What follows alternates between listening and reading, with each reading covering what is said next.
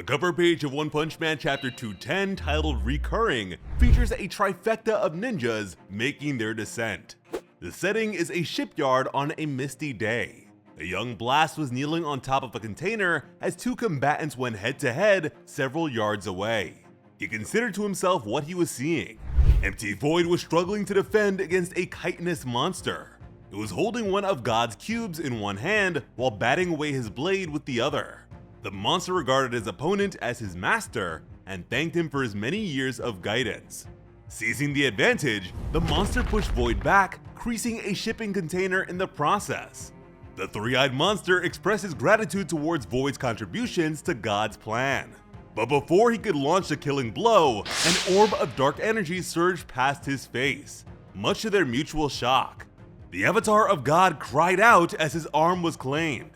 Blast launched the attack from a distance. Empty Void didn't miss a beat and swiftly decapitated the monster with his signature blades. But his demeanor expressed that there was no pride in this victory. Blast picked up the cube and stated that he's been searching for it and this guy in particular. But he had to acknowledge the ninja's strength and questioned his identity. Void turned the question right back on him, especially on account of his strange attire. Although he was quite fascinated by Blast's unfamiliar technique, it was far too strong. Blast introduced himself as an independent hero. Void accepted him as a suspicious individual, which wasn't the sort of reception Blast was going for at all. This was actually 15 years prior to the establishment of the pro-hero system. The mention of this points to just how strange it is for Blast to be a hero, especially for him to emphasize the fact that he's independent. If there are no hero organizations, then he's independent as opposed to what exactly? It begs the question as to where, or even when, Blast comes from. Regardless, Blast brought up how the monster called Void his master during their fight. Apparently, he was a Jonin of the village that Void leads and his disciple. And as we learned from the Heavenly Ninja Party, Jonin was the highest rank in the village. And this confirms that the ninja village existed prior to Void's subservience to God. Curiously, the monstrous aspect of his appearance began to fade upon his death. This phenomenon is similar to how Garo lost his monstrous exoskeleton upon his own defeat. Void considered Blast for a moment. He questioned if the so-called hero had been looking around the village. He wondered if he should probe him, but then he began to quake as he shakily spoke of the man he just cut down. Void dropped to his knees and referred to him as his beloved disciple, Dirty Stain. He suddenly turned into a monster and attacked. Tears flowed as he clutched onto his disciple's head. He shouted at Blast for answers. He wanted to know what this god creature was that made him kill his own disciple.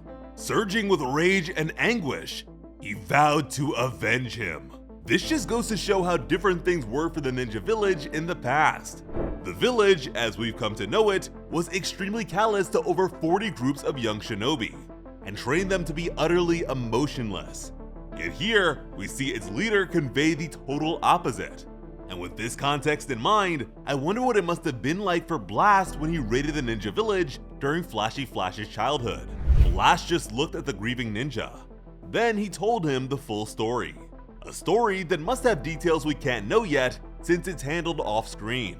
But from there, Void joined Blast on his journey to search for God's cubes. So that's how they became partners. One night, Void sat alone by a tree with the moon high above. The moon in this story is often associated with God, but in this case, it's a crescent, which is indicative of another character. Blast was fast asleep in their tent. Just then, a kunoichi with a crescent moon symbol on her mask and weapon emerged from the tree upside down. And miraculously, the flap on her outfit managed to defy gravity. This is Selenian Luna, Empty Void's little sister. It's nice to see that the redundant ninja naming scheme goes this far back.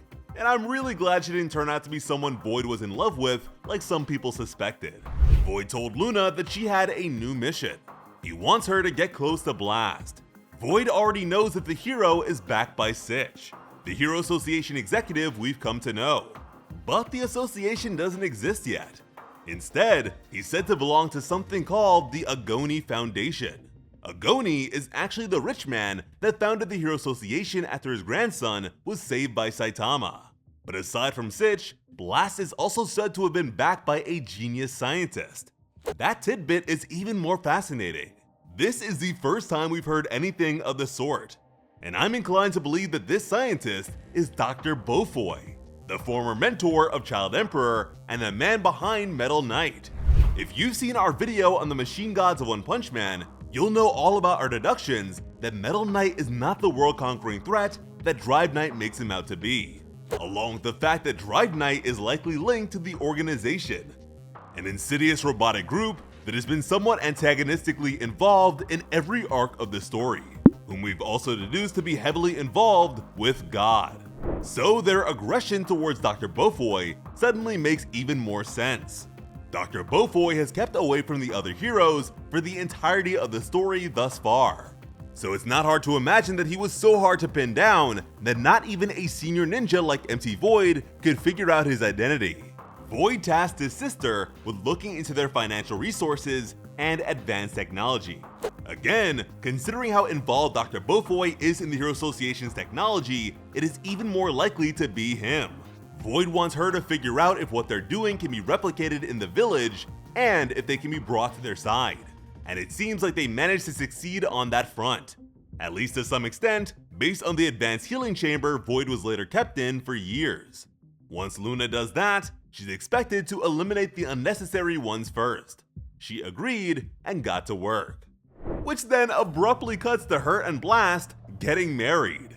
This is pretty hilarious, but the look she gave her brother in the crowd as he clapped makes it seem like this was all according to plan. Sometime later, they even had a child together. So Blue is quite the deadly combination. Void wondered to himself if Blast had already realized. Blast looked at him happily. Void had to admit that he can't read the man's eyes. And I seriously wonder if there's actually something significant about Blast's eyes. Eyes that his son Blue seems to have inherited. You would think that a veteran ninja would be an expert at reading people. Blast had a certain obliviousness to his demeanor here, but he is certainly not a fool. But a while after that, Luna was targeted during a battle against one of God's powerful avatars and was killed. Void, Blast, and Blue all attended her funeral. Even Sich was there. She was going by the name Maya at this point, something that her brother had to remind himself of. Void couldn't believe that something like that would have resulted in her death. He considered it to be pitiable, but it seems like his feelings as a human defied his rational thoughts as a ninja. He made himself focus on more important matters. Void questioned the timing of it all. Maya's research was on the verge of uncovering the identity of Blast's secret scientist. He contemplated whether or not Blast took the chance to let her die on purpose as a means of getting rid of the spy, which is a pretty wild suspicion, and is really just a reflection of his own thought process. But when he saw the grief written on Blast's face, he realized that he might just be overthinking things. But that kind of dark thought is precisely the sort of thing that God would latch onto as a means of coercion. Later, Void went with Blast to some ruins, and if you notice, he never stands side by side with Blast. There is always some degree of maintained distance between them, which is quite the contrast to the relationship we were led to believe they had based on Blast's accounts of the past. And since it's consistently just them, it's possible the Blast cross-dimensional companions may have been assembled later on. Void told himself that he's not the type to get sentimental over his sister's death. He told himself that she died due to her own weakness, that it's her concern, not his. He regarded her as a failure, yet the sunken expression of despair on his face tells a totally different story. This guy's level of denial puts even Flashy Flash and Sonics to shame. Blast mentioned Void's haggard look and asked if he's alright. Void dismissed his concern. He replied that he's the one who should be worried about Blast.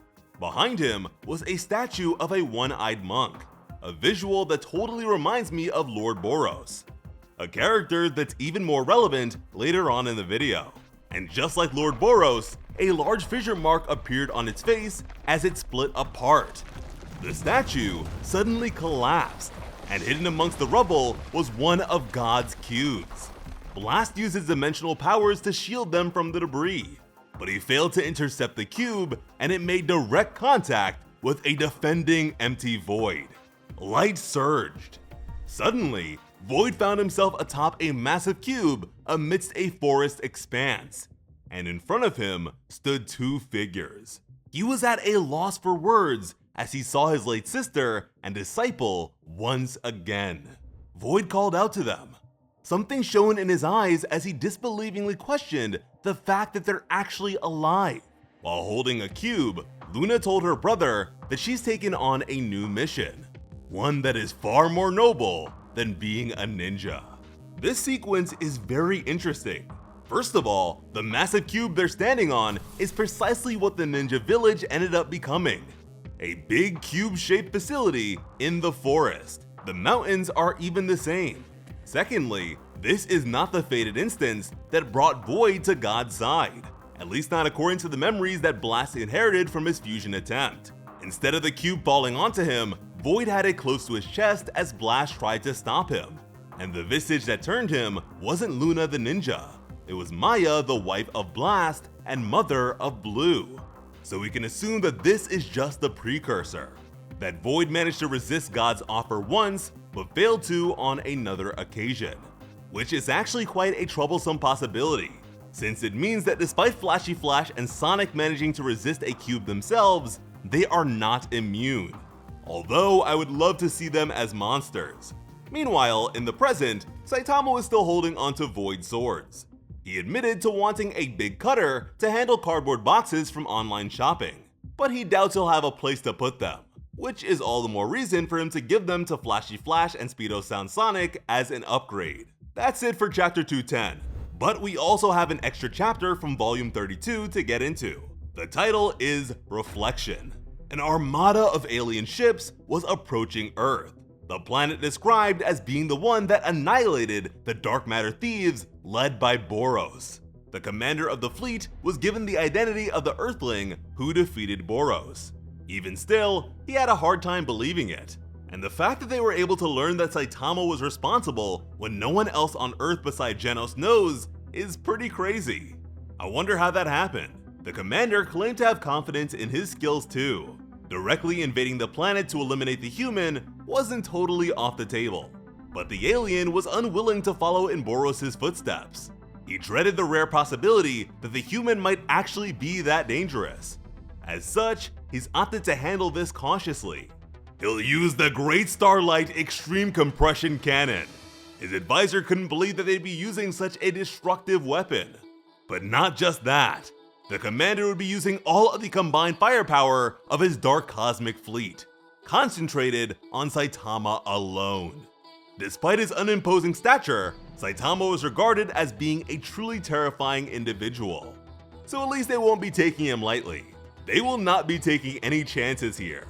The fleet doubly prepared for the shock of unloading such a mighty barrage and were told to keep their distance from the planet. Soon, all of their weapons were charged and ready. He gave the command, and they let it rip. Several lights glistened overhead. Then they landed on Saitama's head, and were all deflected.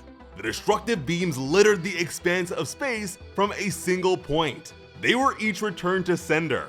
Hey, was all the commander managed to say before his ship was blown to smithereens. Funny enough, this is quite possibly the greatest loss of life Saitama has caused in the series thus far.